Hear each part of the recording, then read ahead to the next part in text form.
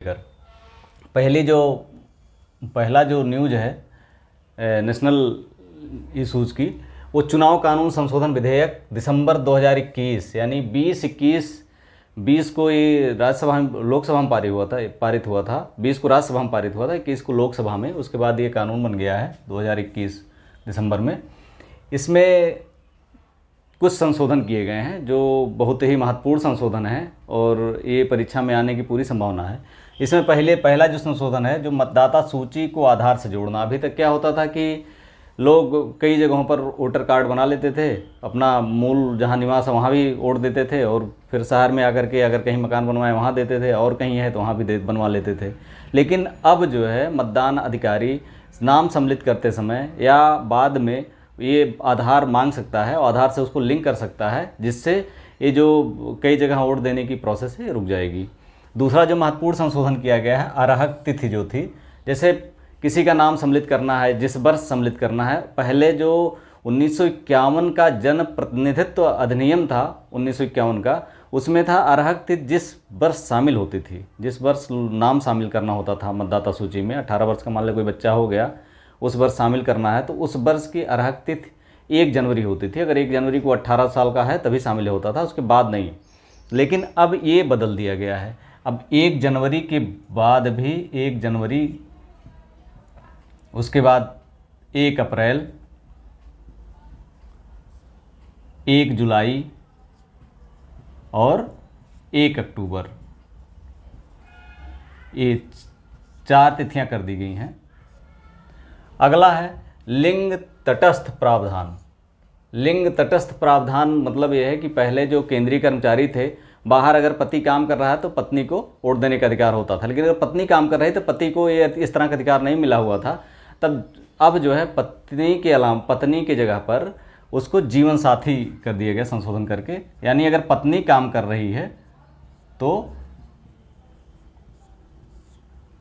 पत्नी काम कर रही है अगर तो पति को, और पति काम कर रहा तो पत्नी को वोट देने का अधिकार, या बैलेट से जैसे भी वोट देते थे, जैसे जिस तरह से बाहर अगर कोई काम कर रहा है अपने कॉन्स्टिट्यूएंसी से बाहर, अगर कोई केंद्रीय कर्मचारी काम कर रहा है, सशस्त्र सेना बल के लोग काम कर रहे हैं, तो उनको पत्नी अगर है तो पति को, पति है तो पत्नी को ये वोट देने का अधिकार है।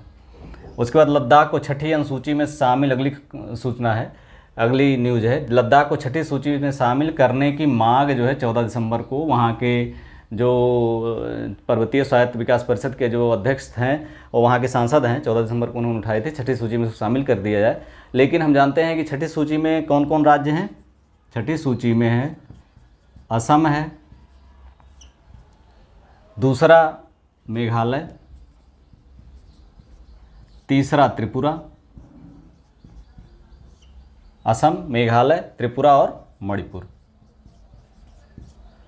अब इन राज्यों के अलावा पूर्वोत्तर का भी कोई राज्य शामिल नहीं है। 6ठी अनुसूची में शामिल होने के बाद वहाँ के लोगों को जो प्राकृतिक संसाधन है, भूमि है, उस पर पूरा अधिकार होता है और वहाँ की जो संस्कृति है उसकी रक्षा करने का अधिकार होता है। वहाँ की जिला स्वायत्त परिषदों को, जिला स्वायत्त परिषदें वहाँ बनाई जाती हैं तो उनको अधिकार होता है। तो ऐसे में चूँकि ये 4 ही राज्य वहाँ के 6ठी अनुसूची में शामिल हैं, तो भविष्य में इस तरह की मांग के बाद भी लद्दाख को हमें नहीं लगता कि शामिल करने की केंद्र सरकार पहल करेगा। अगली जो घटना है बैलगाड़ी दौड़ से संबंधित है। बैलगाड़ी दौड़ कहाँ पे आयोजित होती है? महाराष्ट्र में। तो महाराष्ट्र में बैलगाड़ी दौड़ को 21 दिसंबर को संविधान पीठ ने बहाल कर दिया गया है, विशेषकर इस सूचना के, इस हिदायत के साथ कि जो आयोजक हैं वो पशुओं में क्रूरता ना करें। इसी तरह से पहली घटना एक जलीकट्टू जो तमिलनाडु में पोंगल के समय पर जो बैलों के साथ जो ह्यूमन फाइट्स होती थी, इसमें कई लोग कभी कभी डेथ भी हो जाती थी। इसको 2000 साल पुराना माना गया था, संस्कृत से जोड़कर इसको देखा गया था, जिस तरह की कंट्रोवर्सी वहाँ हुई थी। और यहाँ पर भी ये चीज़, लेकिन यह तब तक के लिए, जब तक ये मामला पेंडिंग है तब तक के लिए इसको आयोजन करने की छूट दे दी है। इसके बाद आता है सुशासन सूचकांक 2021। 25 दिसंबर हम जानते हैं कि अटल जी का जन्मदिन है और उसी दिन सुशासन दिवस मनाया जाता है। तो सुशासन सूचकांक जो जारी किया गया है उसमें पहला जो समग्र ए ग्रुप में, ए सूची के जो राज्य हैं, सूची के राज्य, उसमें समग्र जो उपलब्धियां हैं उसके आधार पर राज्य जो है गुजरात है, सुशासन सूचकांक में, और दूसरा जो बी ग्रुप में जो राज्य हैं समग्र प्रदर्शन के आधार पे, बी ग्रुप के राज्य, उसमें शीर्ष राज्य जो है मध्य प्रदेश है। कौन राज्य है? मध्य प्रदेश, शीर्ष राज्य मध्य प्रदेश है। ए सूची के जो राज्य हैं समग्र प्रदर्शन के आधार पर सुशासन सूचकांक में गुजरात है और दूसरा मध्य प्रदेश है। अगला आते हैं स्माइल योजना, एक केंद्रीय सामाजिक न्याय एवं अधिकारिता मंत्रालय ने 30 दिसंबर 2021 को शुरू की है स्माइल योजना।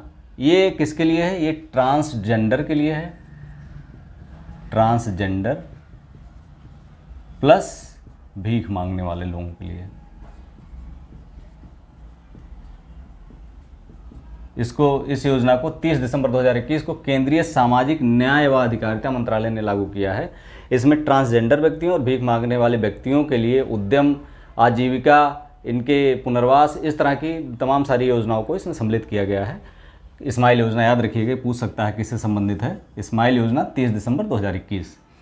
अगला है राज्य स्वास्थ्य सूचकांक 2021। राज्य स्वास्थ्य सूचकांक में जो प्रदर्शन है वृद्धिशील, समग्र वार्षिक वृद्धिशील प्रदर्शन के आधार पर, वार्षिक वृद्धिशील प्रदर्शन के आधार पर जो नंबर 1 पहला राज्य है उत्तर प्रदेश है, दूसरा असम है, तीसरा तेलंगाना है। समग्र वार्षिक वृद्धिशील प्रदर्शन के आधार पे यूपी नंबर 1 पे है, असम दूसरे पे है और तेलंगाना तीसरे पे है। और जो समग्र प्रदर्शन समग्र वार्षिक प्रदर्शन के आधार पर जो है, जो प्रथम राज्य है वो केरल है।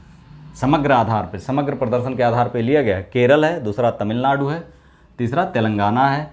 और समग्र प्रदर्शन के आधार, समग्र वार्षिक प्रदर्शन के आधार पर देखा जाए तो जो उत्तर प्रदेश का स्थान है अंतिम है। उत्तर प्रदेश अंतिम स्थान पर है, अंतिम स्थान पर है, जबकि वृद्धिशील प्रदर्शन के आधार पर नंबर 1 राज्य उत्तर प्रदेश है।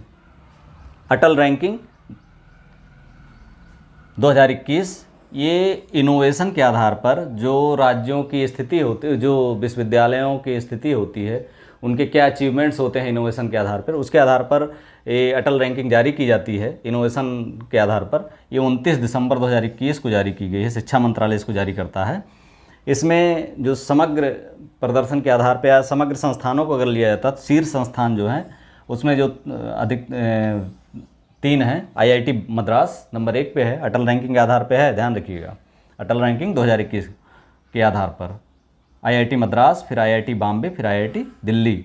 चौथे पर IIT कानपुर है। चौथे पर कौन सा है? IIT कानपुर। और 5वें पर IIT रुड़की, ठीक, 5वें पर IIT रुड़की है। इसी तरह से अगर शीर्ष विश्वविद्यालय देखा जाए, अटल रैंकिंग 2021 के आधार पर, इनोवेशन के आधार पर अगर शीर्ष विश्वविद्यालयों को देखा जाए तो पहले स्थान पर है पंजाब विश्वविद्यालय, दूसरे स्थान पर दिल्ली प्रौद्योगिकी विश्वविद्यालय और तीसरे पर नेताजी सुभाष चंद्र बोस प्रौद्योगिकी विश्वविद्यालय दिल्ली। ये 3 शीर्ष विश्वविद्यालय हैं अटल रैंकिंग के आधार पर, जो प्रथम, द्वितीय और तृतीय हैं। इसके बाद अगला है कोलकाता की दुर्गा पूजा। कोलकाता की दुर्गा पूजा को यूनेस्को की अमूर्त, जो गैर सरकारी संस्थान है, 15 दिसंबर को मानवता की अमूर्त सांस्कृतिक धरोहर के रूप में शामिल किया है। अमूर्त सांस्कृतिक धरोहर के रूप में शामिल किया है। कब शामिल किया? 15 दिसंबर 2021 को कोलकाता की दुर्गा पूजा को। अब जो संख्या हो गई है अमूर्त सांस्कृतिक धरोहर की, भारत के अमूर्त सांस्कृतिक धरोहर की जो यूनेस्को में शामिल हैं, वो हो गए हैं 14 इसको लेकर के। इसको ये 14वां है, इसको 2021 शामिल किया। इसके पहले योग को शामिल किया गया था। इस तरह से कुल संख्या 14 हो गई थी। डिस्क्रिप्शन में आप देख लीजिएगा, हमने डिस्क्रिप्शन में दे दिया है 14 जो अमूर्त सांस्कृतिक धरोहर हैं उनकी लिस्ट जो हमने डिस्क्रिप्शन में दिया हुआ है। ये 14वां है अमूर्त सांस्कृतिक धरोहर यूनेस्को की, 15 दिसंबर 2021 को शामिल किया गया है कोलकाता की दुर्गा पूजा। अगला है रमना काली मंदिर, एक चर्चा में था 17 दिसंबर 2021 को। हम जानते हैं कि माननीय महामहिम राष्ट्रपति रामनाथ कोविंद जो है 15 से 17 दिसंबर तक बांग्लादेश के राष्ट्रपति अब्दुल हमीद की आमंत्रण पर वहाँ पर गए थे 15-17 दिसंबर के बीच में बांग्लादेश। कहाँ गए थे? बांग्लादेश।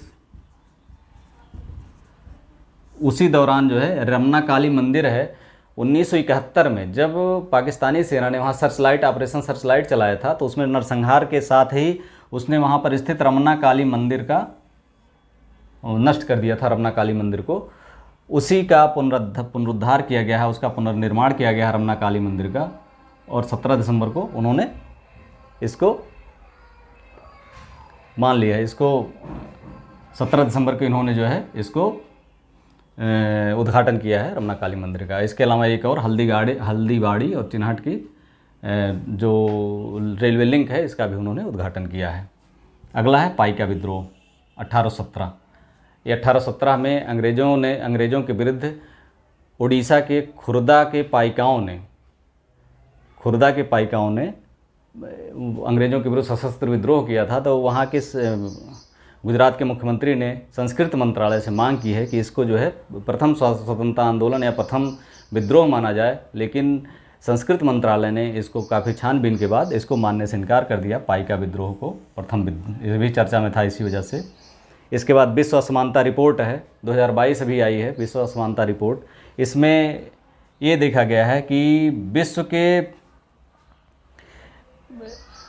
विश्व में लगातार असमानता बढ़ रही है और भारत में ये असमानता ज़्यादा बहुत और अधिक है। करीब जो 1% लोग हैं भारत के, उनके पास करीब 22% संपत्ति है। 1% लोगों के पास 22% संपत्ति है और 10% लोगों के पास 52% संपत्ति है।